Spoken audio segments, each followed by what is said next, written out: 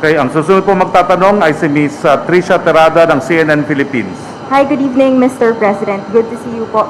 Sir, first question, how do you intend to address Filipinos who are still apprehensive to get vaccinated, more so with Chinese brands, for example, Sinovac?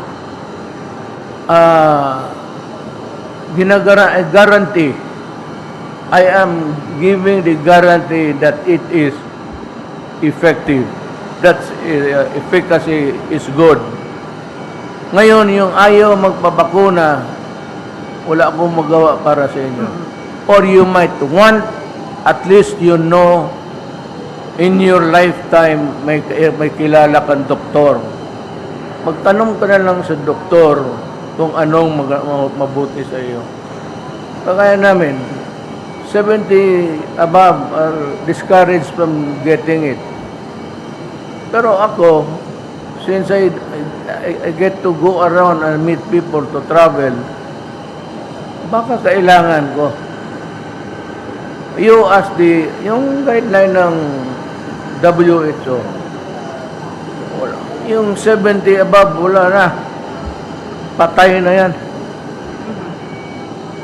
Ako 32 na next month.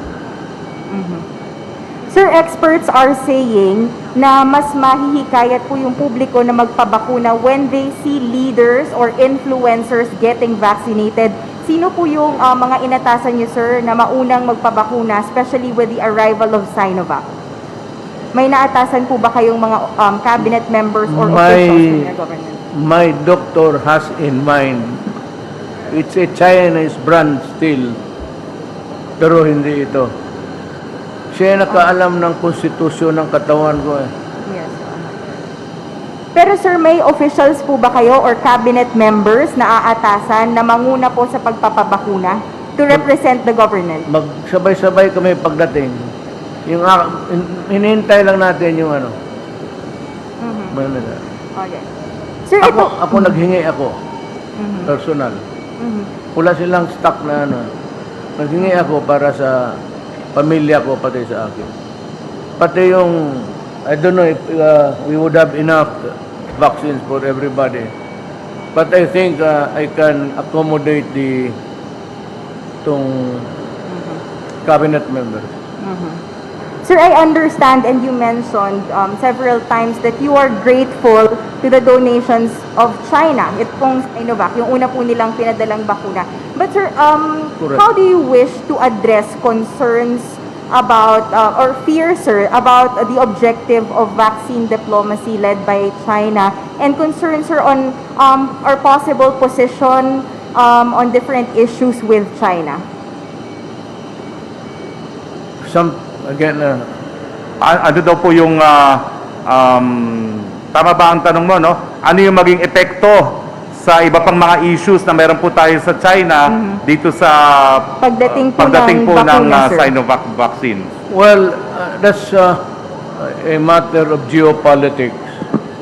I have made a declaration that we will adopt an independent foreign policy, which means to say that one, I assured China that I will not allow nuclear armaments of America to be stored in the Philippines.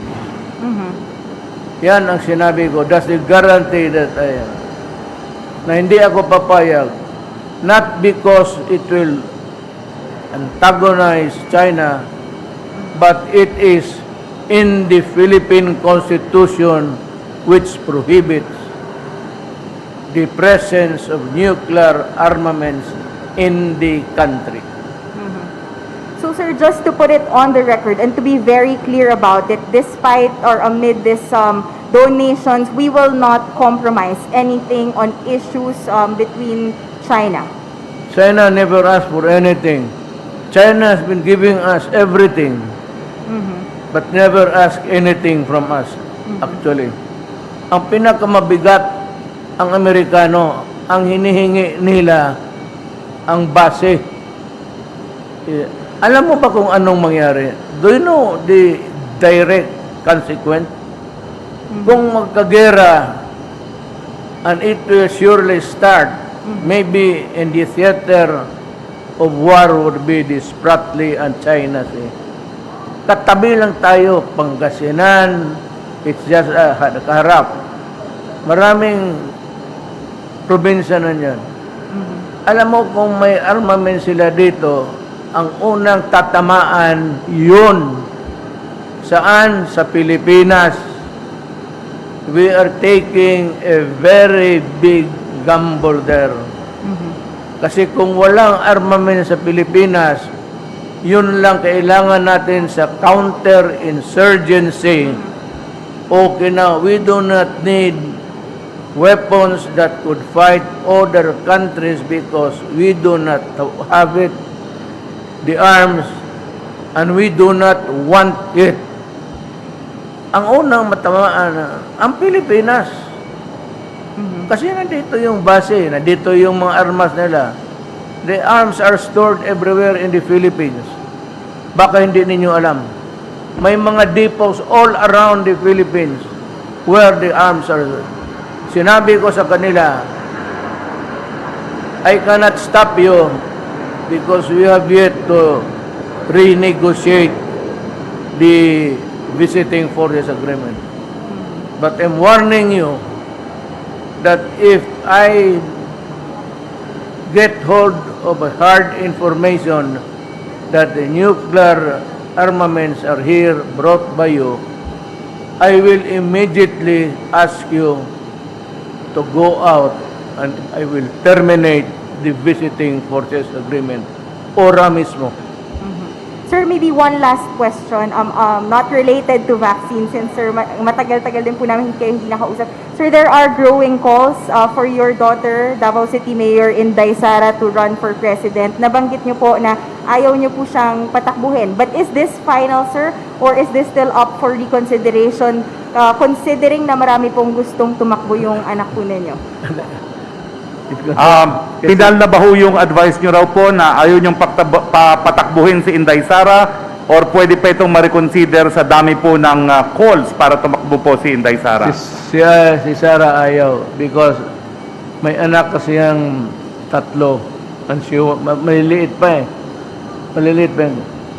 Gusto niya na mag-focus muna siya sa family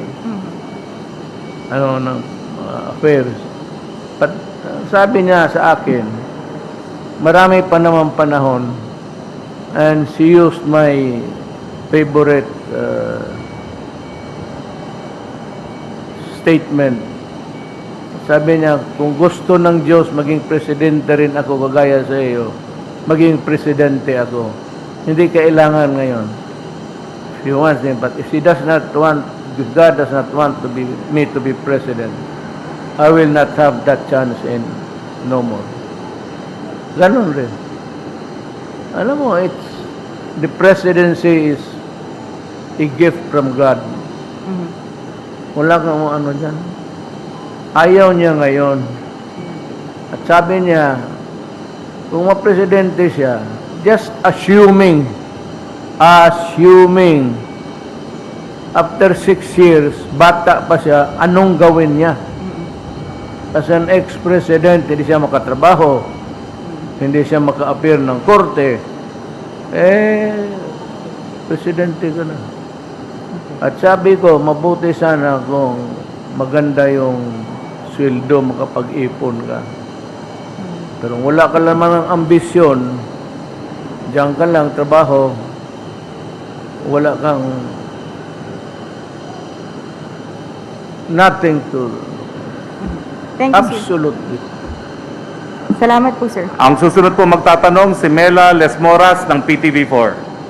Hi, good evening po, sir. Ngayong may bakuna na, sir, sa Pilipinas at nalalapit na rin ang anniversary ng community quarantine sa bansa, paano nyo po i-assess o bibigyan ng grade ang ating government sa pagtugon sa COVID-19 pandemic? Paano? I-assess yung pagtugon ng gobyerno sa COVID-19 pandemic ng IATF at ating national government po. Paano daw pong mapag-assess sa response natin sa pandemic ngayong dumating na po ang mga bakuna?